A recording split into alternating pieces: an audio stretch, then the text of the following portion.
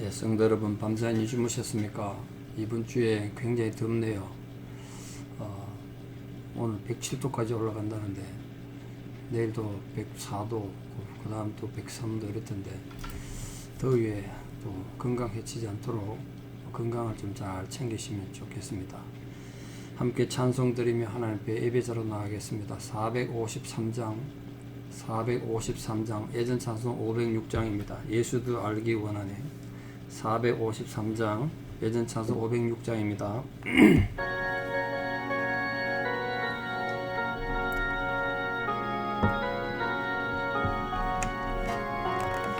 예수도 알기 원하네. 크고도 넓은 은혜와 대속해 주신 사랑을 간절히 알기 원하네.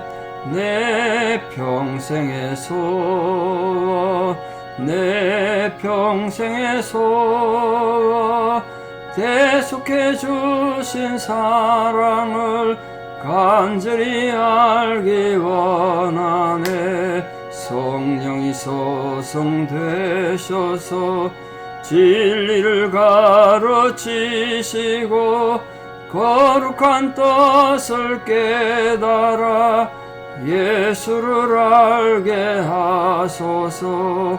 내 평생의 소원, 내 평생의 소원, 대속해 주신 사랑을 간절히 알기 원하네. 성령의 감화 받아서 하나님 말씀 배우니 그 말씀 한 절 한 절이 내 맘에 교훈되도다. 내 평생의 소원, 내 평생의 소원, 대속해 주신 사랑을 간절히 알기 원하네.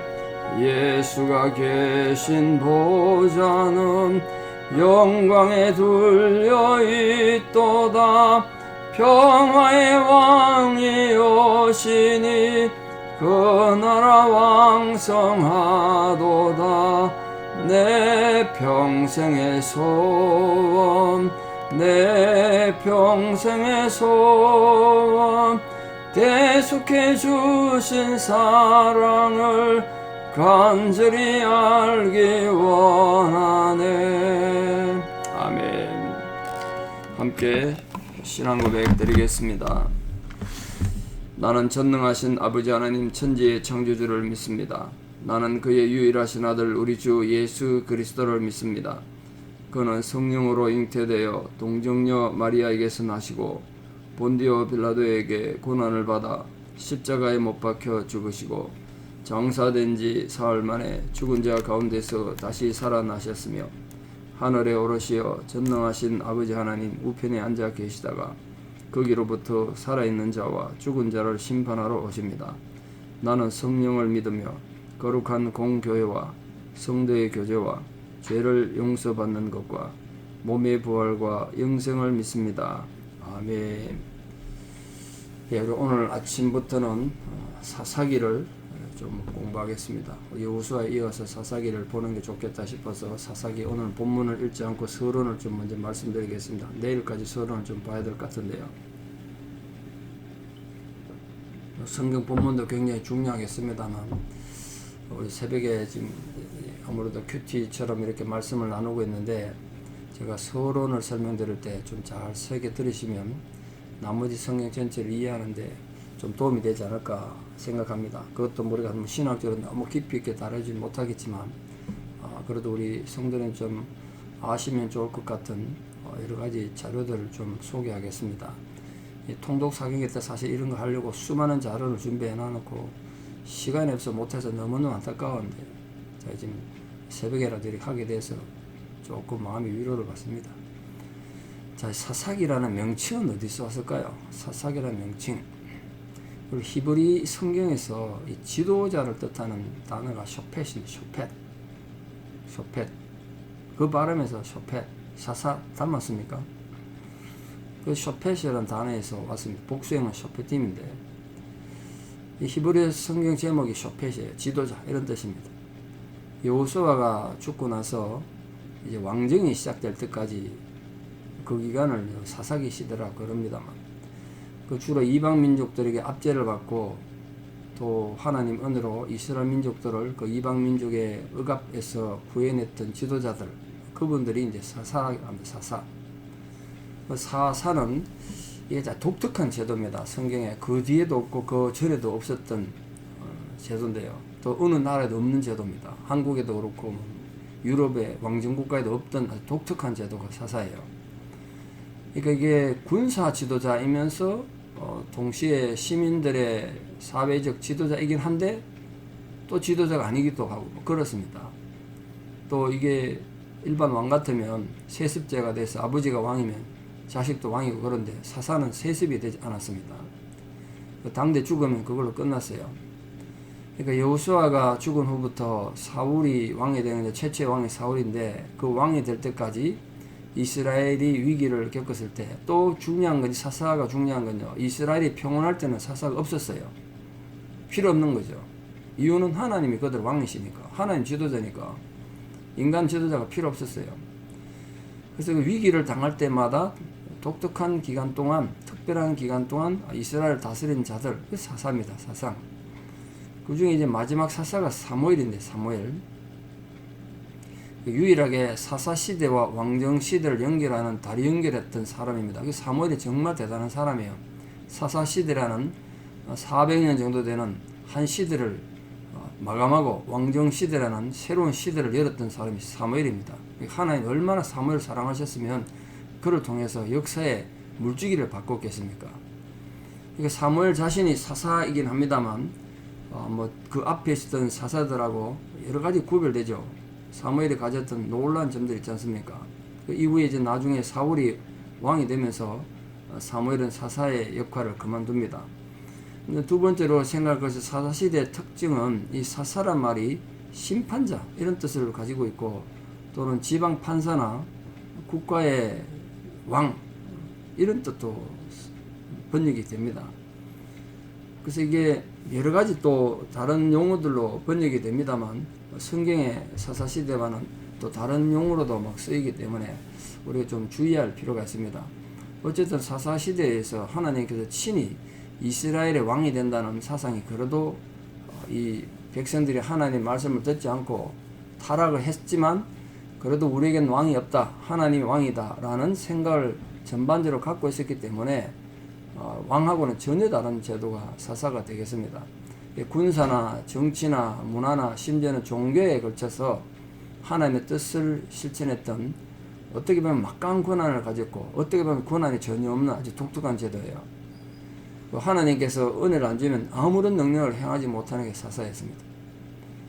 그래서 또 이스라엘의 하나님을 심판하시는 여호와, 이런 뜻으로도 쇼펫, 하스 쇼펫, 심판하신 쇼펫, 심판하신 사사 이렇게 또 기록하고 있습니다. 그 다음이 중요한 게, 이 사사기를 도대체 누가 썼느냐, 이게 이제 학자들 간에 설들이 굉장히 분분합니다. 근데 이 이스라엘 사람들은 그들의 정신적인 기록인 탈무드라는 유명한 책이 있지 않습니까? 거기에 성경 얘기도 많거든요.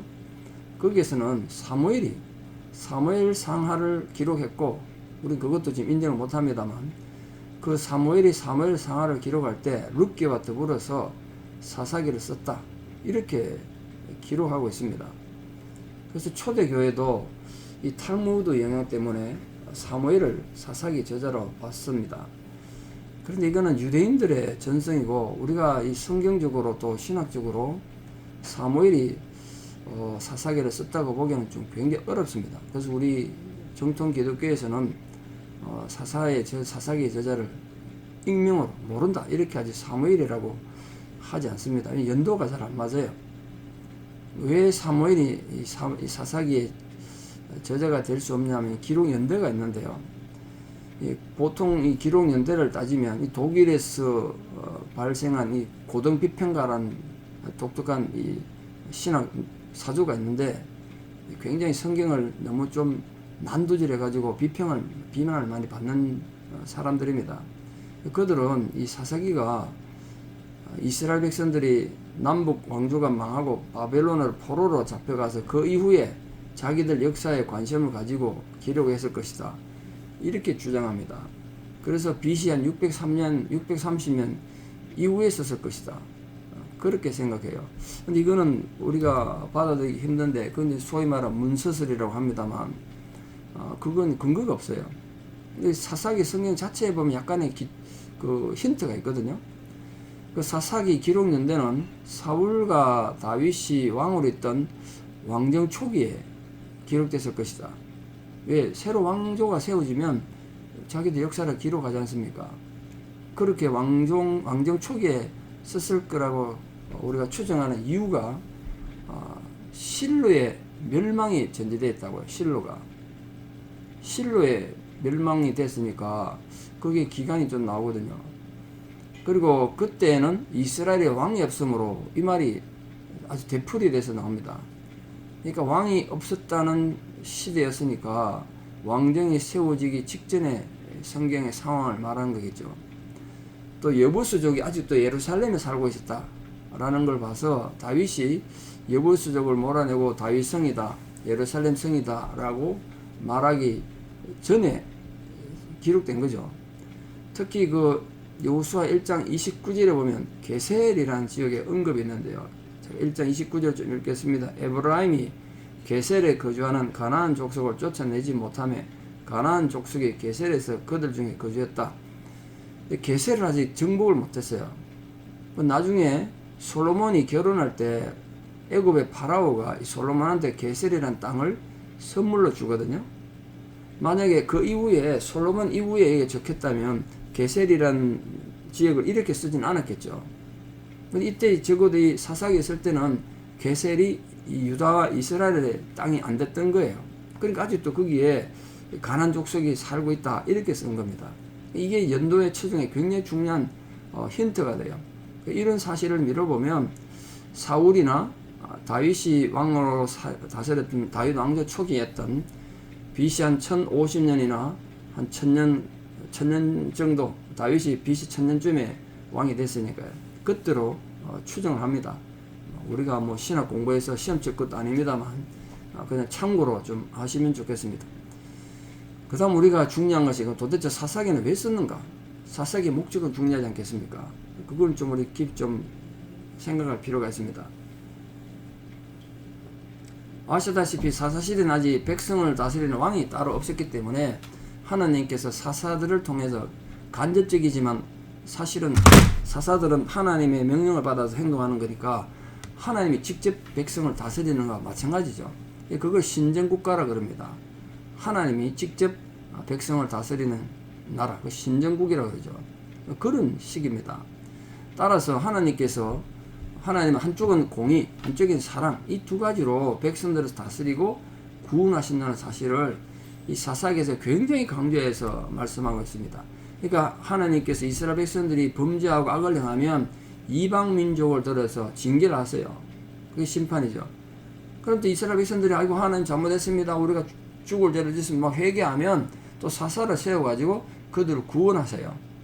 이 두 가지가 이제 왔다 갔다 하는 거예요. 하나님께서는 죄를 미워하시되 회개하는 걸 기뻐하시고 구원을 주시는 분이시다. 이게 사사기의 굉장히 큰 줄거리입니다. 그럼 이제 결론적으로 본서는 이 사사기는 도대체 어떤 내용을 기록한 책인가? 여호수아가 죽은 후에 엘리 제사장이 죽고 사무엘이 이제 마지막 선지자로 등장하는데 그 기간까지 기간이 한 400년쯤 됩니다. 근데 그건 참 암흑시대죠. 암흑시대.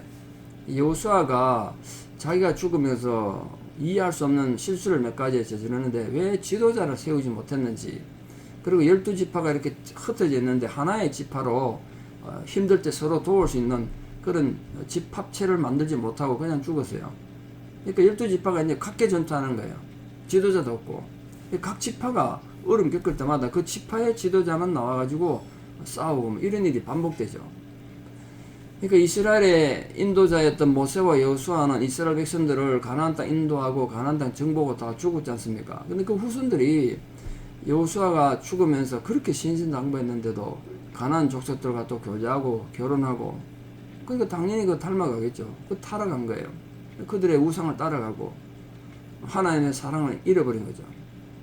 그래서 하나님께서 그들을 깨닫게 하시기 위해서 회개하게 하시려고 그들에게 이방 민족의 칼날 앞에 그들의 말발굽 아래 고통받게 하셨습니다. 그것도 부르짖는 거죠. 회개하는 거죠.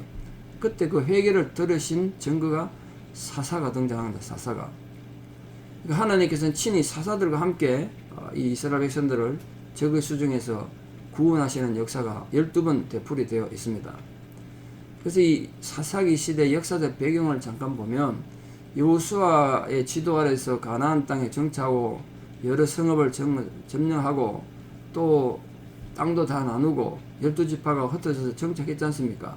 근데 문제는 아직도 이스라엘이 완벽히 이 가나안 족속을 다 정복하지 못하고 남아있는 도시들이 있었습니다. 근데 그 도시들 중에는 어떤 도시들은 굉장히 강력한 도시였습니다. 근데 이 도시들이 결국은 이스라엘 백성들의 가시가 된 거, 옆구리에 가시가 됐어요. 정복하지 못한 이 도시들을 각 지파들이 나누어 가지고 정복하지 못했는데 그 땅을 범해받은 거예요. 그럼 결국은 전쟁에서 정복할 수밖에 없는데, 그러던데 전쟁이 안 되니까 결국은 오히려 그 땅 원주민들에게 억압을 당하는 그런 어려움을 겪었습니다. 사사기는 이스라엘이 가나안에 도착해서 가나안 정복을 완료하고 여호수아가 죽은 그때가 BC 한 1375년쯤 되는데, 삼손이 죽은 게 이제 마지막 사사처럼 이렇게 기록되어 있지 않습니까? 그 뒤에는 사사기가 없는데 BC 1075년 중에 삼손이 죽습니다. 그 엄격히 따지면 사사기 역사는 그것만 따져 300년, 나중에 사무엘까지 하면 400년쯤 되죠. 이때는 이 세계 역사에서도 굉장히 중요한 시기인데, 그게 뭐냐면 청동기 시대에서 철기 시대로 넘어가는 시기예요. 철이 발견되고 이 철을 다스리는 민족들이 등장했습니다. 우리 역사에서 배웠습니다만 세계 최초로 철을 다스리는 민족은 헷 족속이죠. 성경엔 헷 족속 되어 있습니다만 세계에서 히타이트 족속이라고 하는데, 근데 그 족속들이 등장한 시기가 사사기 시대예요. 또 이스라엘 민족이 가나안에 들어갈 당시에 헷 족속은 애굽에서 영향력을 행사하고 있었습니다. 그때는. 그 여호수아가 죽은 후에 각 지파들은 제비 뽑아서 얻은 땅에서 그 땅을 이제 완전히 정복하기 위해서 심의를 기울였기 때문에 팔레스타인 땅에는 뭐 전쟁이 그칠 수가 없는 거죠. 전쟁이 아직 끝나지 않았던 거예요. 그때 이제 블레셋 사람들도 이스라엘 백성들이 가나안 땅 정복해서 땅을 나누고 그 시기에 블레셋 사람들이 지중해 연안 바다로부터 올라온 겁니다. 그 블레셋 말 그대로 바다로부터 온 사람들 이 뜻입니다. 이 민족이 또 막강해가지고 이 블레셋은 이제 계속 사사기 시대에 이스라엘 백성들을 괴롭히는 아주 중요한 민족으로 등장하죠. 끊임없이 아직까지도 블레셋하고는 문제가 해결이 안 됐지 않습니까? 또 미디안 족속들을 위시했던 그 사막에 살던 부족들은 동쪽에서 올라와서 이스라엘을 괴롭힙니다. 그게 동서남북 사방에서 이스라엘 백성들이 이제 공격을 받습니다. 이유는 12지파가 가나안 땅에 흩어져 있어서 분산되어 있어서 힘이 이제 약화되지 않습니까? 분산되면 그 12지파를 통일해서 지도력을 발휘할 만한 지도자가 나타나지 못했어요. 사사들이 나타났지만 다 그 사사들은 자기 지파에서만 영향을 주는 그런 상황이었습니다. 그래서 이스라엘 백성들이 이방인으로부터 끊임없이 고통당하는 그 긴 세월의 이야기가 사사기가 되겠습니다. 이 혼란한 시기는 여호수아의 그 강력한 지도 아래 가나안을 정복한 후부터 선지자이면서 사사였던 사무엘이 사울에게 기름 부어서 왕을 세울 때까지 그 혼란이 계속됩니다. 중요한 것은 그 혼란 가운데도 백성들이 하나님을 찾고 회개하면 하나님 은혜를 입었다. 그 사실이 굉장히 중요합니다. 그러나 하나님 또 백성들이 하나님을 타락하고 하나님을 등지면 또 징계를 하셨다. 그것이 계속 되풀이 됩니다. 지금 우리도 마찬가지 아니겠습니까? 우리 삶에도 사사기 같은 혼란이 시작되지 않도록 언제나 하나님 앞에 정직하고 겸손하고 하나님을 잘 섬기는 백성들 되셔서 사사기 혼란이 아니라 하나님 은혜 가운데 살아가는 그런 복된 성도들 되시기를 진심으로 축원합니다. 기도드리겠습니다. 하나님, 이제 오늘부터 우리가 또 사사기에 대해서 말씀을 배울 텐데, 오늘 사사기의 이 서론적 배경을 보았습니다.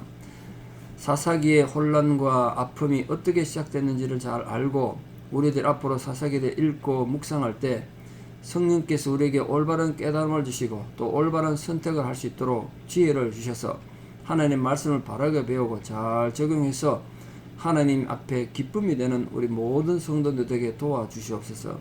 지금도 우리 성도들이 처해 있는 어렵고 힘든 상황과 그 형편에 하나님의 위로와 격려가 함께하여 주시고 특별히 슬픔을 당하는 유족들에게 아버지 하나님의 긍휼한 위로가 구체적으로 함께하여 주시옵소서. 이제는 우리 주 예수 그리스도의 은혜와 하나님 아버지의 만극하신 사랑과 성령님의 위로 교통 역사하심이 오늘도 하나님 앞에 올바른 백성으로 살아 사사기의 혼란이 아니라 평화와 화평의 삶을 살기를 소망하고 결단하는 사랑하는 성도님들의 신앙의 고백 위에 또 우리 사랑하는 모든 자녀들 삶 위에 이제부터 영원토록 함께 하시옵기를 간절히 축원하옵나이다. 아멘. 오늘 더운데 모두 다 건강하시기 바랍니다. 내일 또 뵙겠습니다. 감사합니다.